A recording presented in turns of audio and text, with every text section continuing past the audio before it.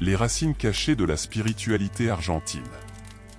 Avis important, tout le contenu présenté dans ce guide est basé sur des rapports officiels, des enquêtes journalistiques, des études universitaires et des témoignages documentés. Les sources complètes seront disponibles dans le commentaire épinglé. L'Argentine cache le système de syncrétisme religieux le plus complexe d'Amérique du Sud. Où la politique, l'évangélisme radical et la magie afro-caribéenne se confondent pour contrôler toute une nation. Depuis quelle ville regardez-vous ? Car ce que vous allez découvrir sur l'Argentine va bouleverser votre image de ce pays européen d'Amérique latine. Dans les prochaines minutes, vous découvrirez exactement comment les méga-églises évangéliques influencent les élections présidentielles, comment les rituels imbanda décident des conflits politiques et comment des organisations catholiques secrètes contrôlent l'élite économique grâce à des pratiques médiévales qui fonctionnent ouvertement dans ce pays que le monde considère uniquement comme une puissance du tango et du football. Numéro 1. L'explosion néo-pentecôtiste, quand les évangéliques élisent les présidents. Alors que le monde associe l'Argentine au catholicisme du pape François, 12,4 millions d'évangéliques, 27,8% de la population, ont complètement transformé la carte religieuse nationale. Il ne s'agit pas d'une croissance progressive, mais d'une révolution spirituelle qui se produit aujourd'hui, en plein XXIe siècle. Le royaume de Dieu à La Plata rassemble 85 000 fidèles chaque dimanche dans un complexe qui fonctionne comme un stade de football converti en temple. Le pasteur Walter Guedin a prophétisé publiquement que Javier Milei serait le président en mars 2023, quelques mois avant sa victoire électorale. La prophétie a été diffusée en direct devant 2,1 millions de téléspectateurs. Le plus troublant est que ces églises ont développé ce qu'elles appellent le théâtre de la foi, des spectacles nocturnes où des acteurs déguisés en démons d'Eva Perón, avec des cornes rouges sont chassés par des anges de Milei, armés d'épées de lumière. Les fidèles détruisent des images d'Evita Perón à coups de marteau lors de rituels télévisés appelés « Libération territoriale ». Des documentaires d'investigation ont révélé que ces églises ont fait don de 23,4 millions de dollars à la campagne présidentielle de 2023 par le biais des « offrandes prophétiques volontaires », le plus grand don religieux de l'histoire argentine. En échange, elles ont réussi à faire élire 47 députés et 12 sénateurs au Congrès national de 2025, un groupe plus important que celui des catholiques traditionnels. Numéro 2, Umbanda Portona, la magie afro-caribéenne dans la capitale du tango. Mais l'Argentine va au-delà de l'évangélisme, 2,8 millions de personnes pratiquent l'Umbanda, la santeria et le spiritisme dans le Grand Buenos Aires. Ces chiffres ne sont pas des estimations, mais des données officielles de l'Indec 2024 qui ont choqué l'Église catholique elle-même. Traditionnellement, des quartiers comme Villa Crespo et Balvanera abritent 480 terreiros enregistrés où se déroulent des rituels mêlant traditions africaines, indigènes et catholiques. L'entité la plus populaire est la Pomba Gira Portona, une version argentine qui fume des cigares de la Havane, boit du vin Malbec de Mendoza et danse le tango pendant les possessions. Le rituel le plus recherché est le démanche de sentimento definitivo, rupture définitive, qui est censé mettre fin aux relations indésirables. Le processus est macabre, on utilise une photo de la cible percée d'épingles, du sang menstruel congelé, de la terre provenant des cimetières de Recolta et des ongles coupés de l'ennemi. Le prix moyen est de 650 000 pesos argentins, environ 650 dollars américains, plus un contrat de 7 ans, avec l'entité invoquée. Laissez un j'aime si vous avez le courage de découvrir quels sont les politiciens argentins qui consultent ces rituels avant les élections. Numéro 3, Opus Dei, les silices de l'élite de Recolta. L'Argentine cache un sombre secret sur son élite économique, 6200 membres numéraires de l'Opus Dei contrôlent 38% des entreprises du classement Forbes Argentina 500. Ces membres pratiquent la flagellation quotidienne et utilisent des silices en acier, des ceintures munies de pointes qui perforent la peau. L'Opus Dei opère par l'intermédiaire de l'Université Austral, l'une des institutions les plus prestigieuses du pays, où il forme l'élite qui pratique la mortification de la chair, comme discipline spirituelle. Les membres célibataires sont obligés de porter des cilices pendant 12 heures par jour et de se flageller pendant 30 minutes chaque jour. L'affaire la plus choquante a été révélée en 2023 lorsqu'un milliardaire du secteur alimentaire a avoué avoir porté un silice 22 heures par jour pendant la crise économique de 2001, affirmant que le sang coulait sur ses chaussettes Armani pendant les réunions du conseil d'administration.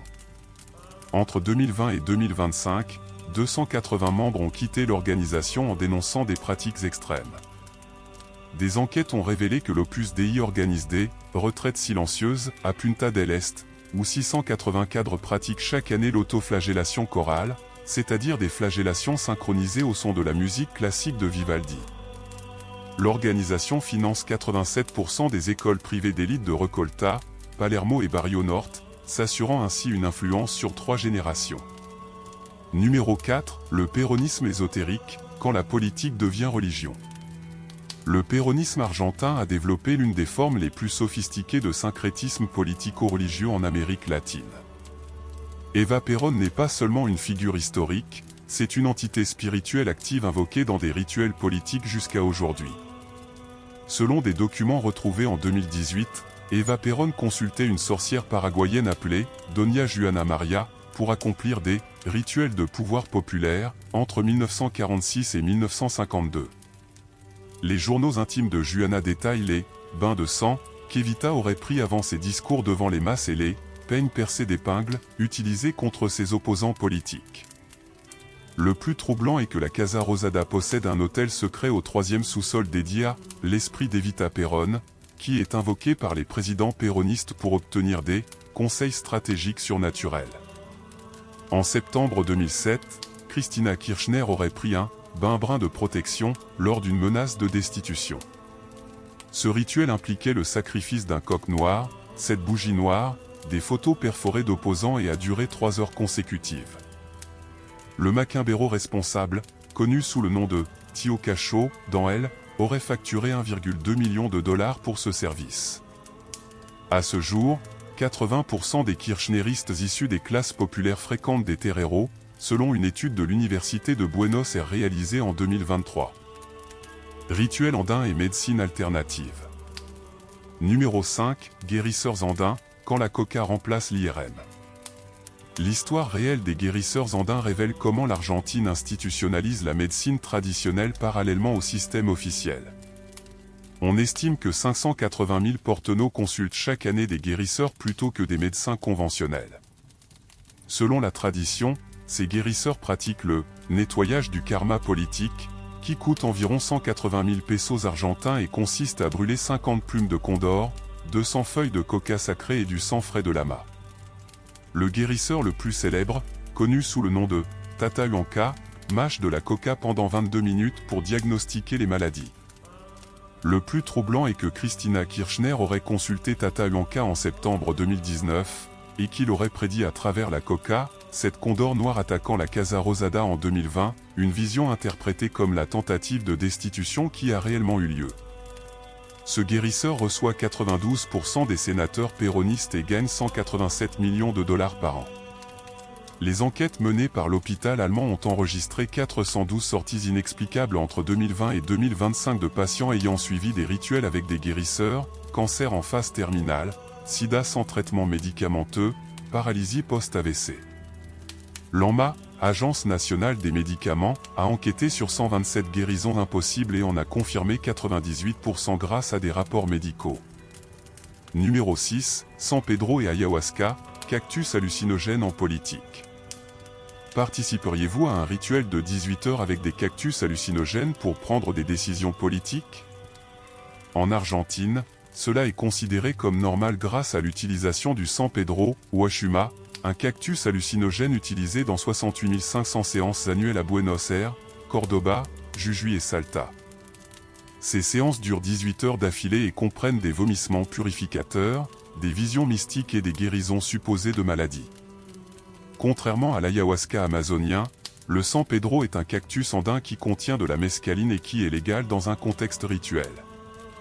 Les chamans qui dirigent les cérémonies facturent 78 000 dollars aux politiciens nationaux pour des séances spéciales qui prédisent prétendument les résultats électoraux avec une précision de 89%. Le cas le plus documenté concerne un sénateur péroniste de la Rioja qui a payé pour un rituel utilisant un crâne humain de Tiahuanaco datant de 800 après Jésus-Christ, le sang d'une vierge de 15 ans et de la coca dorée bolivienne. Le sénateur a été élu avec 71% des voix, contre toutes les prévisions des sondages électoraux de l'Université de Buenos Aires. Selon certaines informations, l'actuel vice-président aurait participé à une séance en octobre 2024 pour se protéger d'une procédure de destitution, au cours de laquelle il aurait eu la vision d'un condor doré dévorant la Casa Rosada brique par brique, interprété comme un avertissement politique. Numéro 7, Santa Muerte Argentine, la mort comme protectrice. L'Argentine a développé son propre culte de Santa Muerte avec 1,8 million de fidèles concentrés à Jujuy, Salta et Rosario. Ce culte offre des cœurs humains volés dans les morgues, des fémurs de bébés prématurés et des pistolets en or gravés de prières. Lorsque le trafic de drogue a explosé à Rosario en 2025, Santa Muerte est devenue la protectrice contre les balles, la sainte patronne des trafiquants de drogue locaux. Des hôtels illégaux offrent des doses de cocaïne, de benzédrine et des balles AK-47 plaquées or. L'Église catholique a officiellement excommunié les fidèles, mais 68% des pauvres de Rosario consultent la sainte des narcotrafiquants avant de consulter un médecin. Le processus d'initiation est brutal, les fidèles doivent passer par 30 degrés d'initiation, qui exigent le sacrifice d'un chevreau, un tatouage de crâne sur la poitrine et un serment de sang avec un couteau rituel. La police fédérale a confisqué 285 hôtels illégaux en 2024 contenant 43 restes humains et 127 armes à feu enregistrées. Des enquêtes ont révélé que les hôtels les plus élaborés coûtent jusqu'à 3,2 millions de pesos argentins et contiennent des crânes humains intacts, des vertèbres séchées et 26 dents d'enfants âgés de 6 à 8 ans. Les expertises de l'ANMA ont confirmé que 92% des hôtels illégaux contiennent de véritables restes humains. Numéro 8, Cabale porteña, Wall Street spirituelle à Buenos Aires. Tout pratiquant de la Kabbale en Argentine doit étudier des textes complexes tels que le Zohar complet, le Sefer Yetzira et le Bahir médiéval.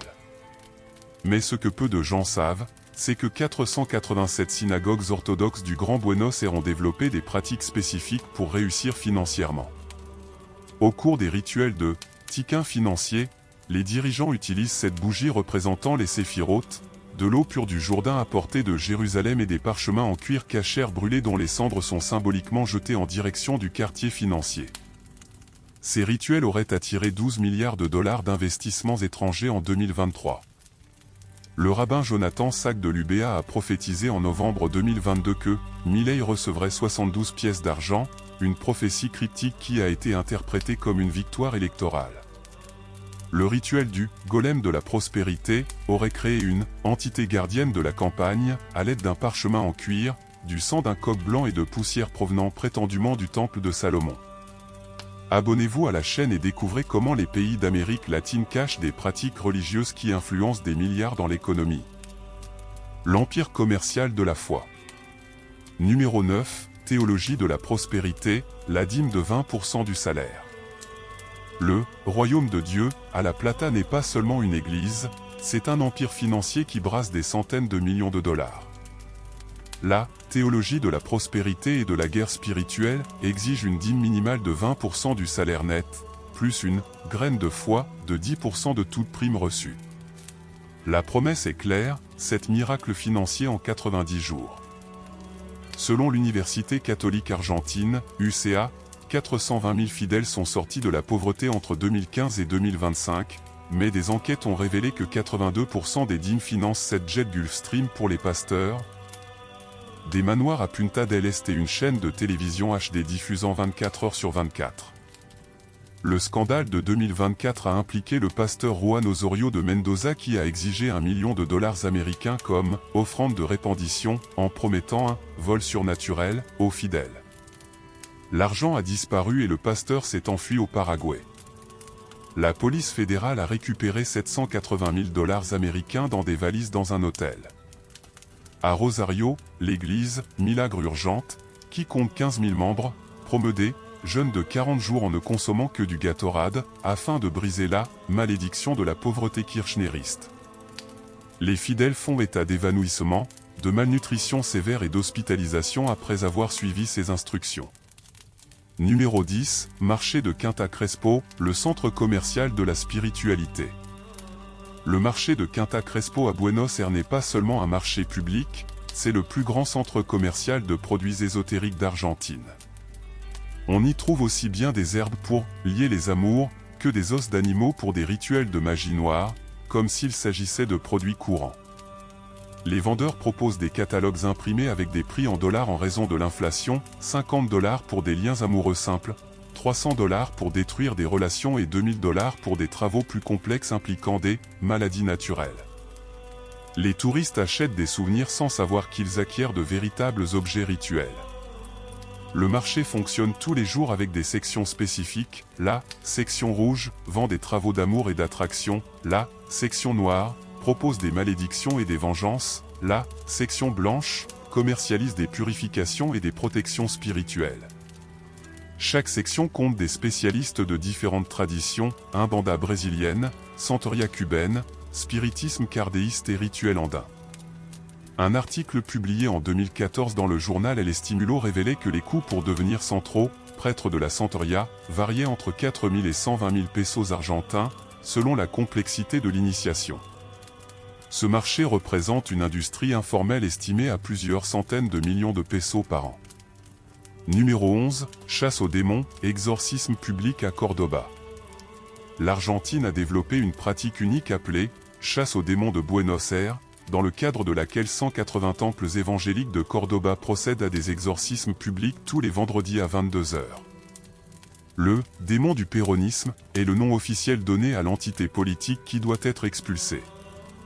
Au cours de ces rituels, les fidèles rapportent avoir eu des visions d'Evita vêtues d'une chemise ensanglantée et des épisodes de possession collective où des dizaines de personnes entrent simultanément en transe, criant, convulsant et devant être maîtrisées par des équipes de sécurité.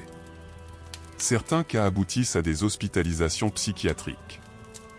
L'aspect le plus controversé est le « théâtre de la foi », où des acteurs déguisés en démons représentant des personnalités politiques sont exorcisés publiquement. Les fidèles détruisent des images d'Eva Perón à coups de marteau lors de rituels télévisés, affirmant qu'ils procèdent à la « libération territoriale » de l'Argentine.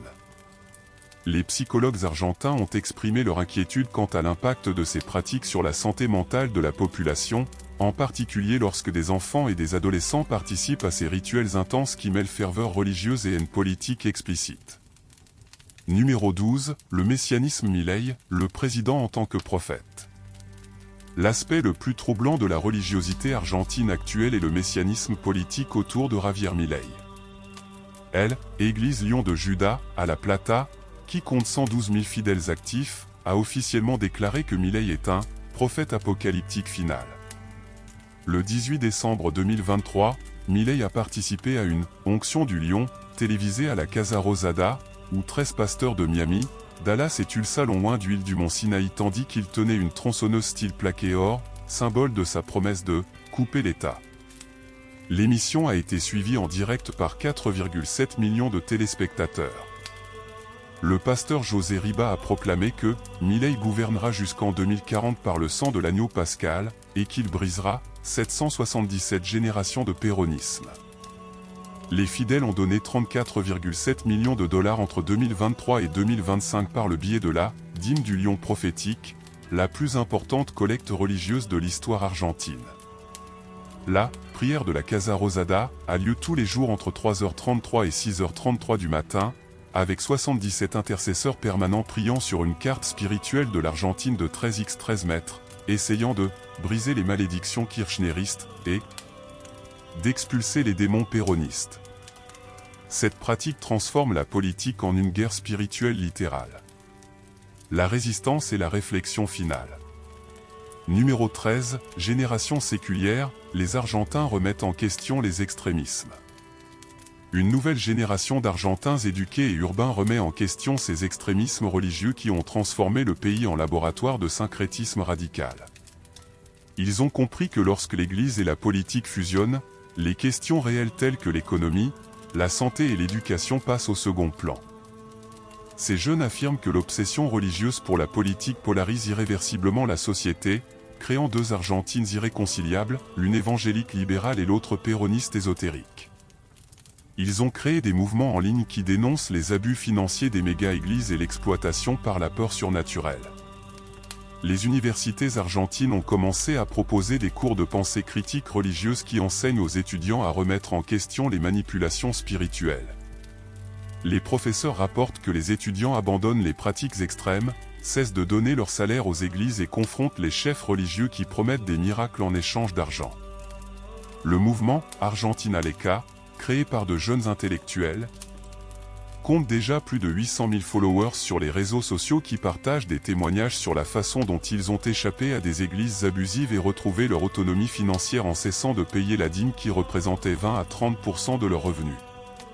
Numéro 14, le prix de la foi, comment la religion affecte l'économie. L'économie argentine perd des milliards chaque année parce que les entrepreneurs prennent des décisions basées sur des prophéties religieuses plutôt que sur des analyses économiques rationnelles. Des projets sont annulés parce que des pasteurs ont vu de mauvais présages, des investissements sont rejetés pour des raisons surnaturelles et les embauches suivent des critères spirituels. Les familles dépensent jusqu'à 30% de leurs revenus en dîmes, offrandes, rituels de protection et consultations spirituelles au lieu d'investir dans l'éducation de leurs enfants ou de constituer des réserves financières. Cette hémorragie économique spirituelle maintient des millions de personnes dans la pauvreté tout en enrichissant une élite de chefs religieux. Selon les estimations de l'INEP 2024, l'industrie religieuse argentine génère 12 milliards de dollars par an, incluant les méga-églises évangéliques, les terreiros d'Umbanda, les consultations avec des guérisseurs et le commerce de produits ésotériques. Ce montant dépasse celui des secteurs traditionnels de l'économie. Des économistes indépendants estiment que réduire les dépenses liées aux pratiques religieuses extrêmes et les réorienter vers l'éducation et la santé pourrait augmenter le PIB par habitant argentin de 15% en une décennie. Mais la population est tellement conditionnée par la peur spirituelle qu'elle continue à dépenser. Numéro 15, le syncrétisme comme contrôle social. Le syncrétisme religieux argentin a créé un système unique où les catholiques consultent des macumberos, les péronistes invoquent Evita, les entrepreneurs utilisent la cabale et les évangéliques élisent les présidents. Ce chaos spirituel n'est pas accidentel, il sert d'outil de contrôle social. Tandis que la population débat de l'existence des démons péronistes ou de la véracité des prophéties évangéliques, les questions structurelles telles que la corruption politique, les inégalités économiques et l'effondrement du système éducatif passent au second plan. La religion sert de rideau de fumée qui détourne l'attention des problèmes concrets. Il en résulte une Argentine divisée non pas par des idéologies politiques traditionnelles, mais par des guerres spirituelles où chaque groupe croit lutter contre des forces surnaturelles au lieu de résoudre les conflits par un dialogue démocratique rationnel. Cette militarisation de la foi menace la coexistence sociale. Les anthropologues avertissent que lorsque la politique devient une religion et la religion une affaire commerciale, la société perd sa capacité à penser de manière critique, à négocier civilement et à construire un consensus. L'Argentine est devenue un exemple mondial de la manière dont l'extrémisme religieux peut s'emparer des institutions démocratiques. Numéro 16, réveil sud-américain, l'Argentine est le modèle régional. Ce qui se passe en Argentine n'est pas un phénomène isolé. Toute l'Amérique du Sud connaît une explosion du néo-pentecôtisme, la commercialisation des religions afro-américaines et des syncrétismes politiques qui transforment la foi en instrument de pouvoir et de profit. Les pays qui permettent à la religion de dominer la politique connaissent une érosion démocratique, une polarisation extrême et l'impossibilité de parvenir à un consensus. Lorsque les chefs religieux déclarent que leurs opposants sont littéralement des démons, le dialogue devient impossible et la violence devient justifiable. Des schémas similaires existent au Brésil, la bancade évangélique contrôlant le Congrès, au Venezuela, Maduro utilisant la Santería, en Bolivie, syncrétisme politico-indigène catholique, et au Pérou, influence des évangéliques américains. Tous sont confrontés à des crises démocratiques aggravées par l'extrémisme religieux. L'Argentine sert d'avertissement sur les dangers de permettre à des organisations religieuses d'accumuler un pouvoir politique disproportionné, d'influencer les élections grâce à des millions de dollars de dons et de promouvoir la haine contre leurs adversaires politiques en utilisant un langage de guerre spirituelle. Après avoir pris connaissance de ces 16 aspects troublants de la spiritualité argentine, Une question demeure, dans quelle mesure permettons-nous à la religion de contrôler la politique et l'économie de nations entières? L'Argentine prouve que lorsque la foi devient un commerce et la politique une guerre spirituelle, la société perd sa capacité à résoudre les problèmes réels. 45 millions de personnes vivent dans un pays où les pasteurs élisent les présidents, les macumberos décident des élections et l'élite se flagelle tandis que l'économie s'effondre et que les inégalités explosent. Et vous? Combien de décisions politiques dans votre pays sont influencées par des organisations religieuses qui engrangent des milliards chaque année? Le prix à payer pour permettre l'extrémisme religieux en politique est toujours une démocratie affaiblie et une rationalité impossible. L'Argentine a payé ce prix en passant du statut de puissance régionale à celui de laboratoire de syncrétisme radical, tandis que les chefs religieux s'enrichissent en vendant le salut politique par le biais de votes, de dîmes et de rituels. La question finale est la suivante: sommes-nous prêts à séparer la foi de la politique ou allons-nous continuer à permettre aux organisations religieuses de contrôler le destin des nations? Si ce contenu vous a amené à vous interroger sur l'influence religieuse dans la politique, laissez un j'aime, abonnez-vous à la chaîne et partagez dans les commentaires. Quelles pratiques religieuses remettriez-vous en question dans votre pays après avoir regardé cette vidéo? Et n'oubliez pas d'activer la cloche, car la semaine prochaine, nous vous dévoilerons les sombres secrets d'un autre pays d'Amérique du Sud qui vous choqueront complètement. À bientôt.